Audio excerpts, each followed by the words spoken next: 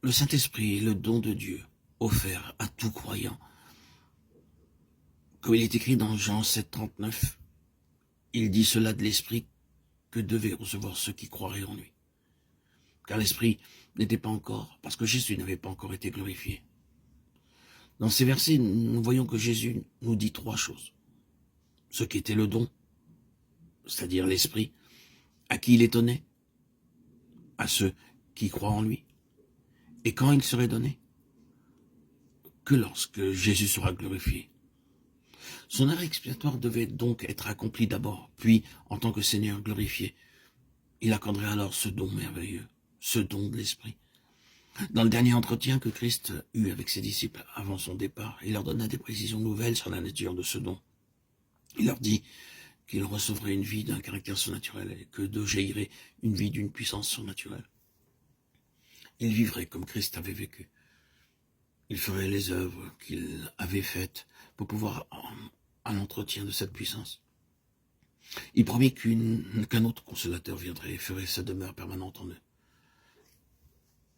Lorsque Christ fut glorifié, il accomplit alors sa promesse et envoya l'Esprit.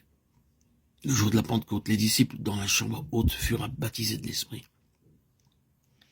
Depuis ce jour, tous ceux qui sont unis par la foi au Seigneur vivant ont reçu le don du Saint-Esprit. Lorsque je me fus mis à parler, le Saint-Esprit descendit sur eux comme sur nous au commencement. Et je me souvins de cette parole du Seigneur. Jean a baptisé d'eau, mais vous, vous serez baptisés du Saint-Esprit. Or, puisque Dieu leur a accordé le même don qu'à nous qui avons cru au Seigneur Jésus-Christ, pouvais-je, moi, m'opposer à Dieu? Acte 2, 15, 17. Dès que le croyant accepte Jésus comme son sauveur, il est dans l'Esprit, et l'Esprit est en lui. Il est impossible d'accepter le Fils et de refuser l'Esprit. Pour vous, vous ne vivez pas selon la chair, mais selon l'Esprit, si du moins l'Esprit de Dieu habite en vous. Si quelqu'un n'a pas l'Esprit de Christ, il ne lui appartient pas. Romains 8, 9.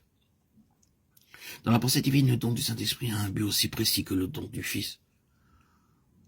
Par le Fils, le pécheur a la vie. Par l'Esprit, le croyant a une vie abondante.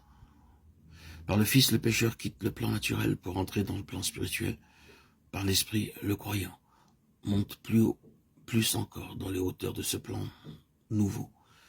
Dieu veut que tous les chrétiens possèdent une vie spirituelle profonde et grandissante. Le Saint-Esprit qui habite en nous emploie dans ce but les trois moyens suivants. Il nous révèle par la parole la plénitude de vie qui est dans le Christ glorifié. Il crée dans nos cœurs le désir de posséder cette plénitude. Et il agit comme intermédiaire pour nous la transmettre. Romains 7 représente le chrétien charnel, Romains 8 le chrétien spirituel. En Romains 7, dans divers versets, les termes « je » et « moi » sont employés 25 fois et le Saint-Esprit n'est pas mentionné une seule fois. Dans Romains 8, « moi » ou « je » sont employés 3 fois, quand c'est nécessaire, et le Saint-Esprit est mentionné 16 fois. Ainsi, nous en concluons que la plénitude de la vie en Christ exige des relations plus étroites avec le Saint-Esprit. Demandons à Dieu quelles sont ces relations.